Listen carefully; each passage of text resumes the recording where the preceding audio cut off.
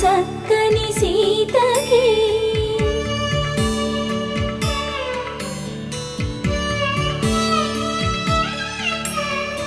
ఎర్ర జాబిలి చేయి రాముడేడని అడుగుతుంటే చూడలేదని పెదవి చెప్పే చెప్పలేమని కనులు చెప్పే నల్ల పూసై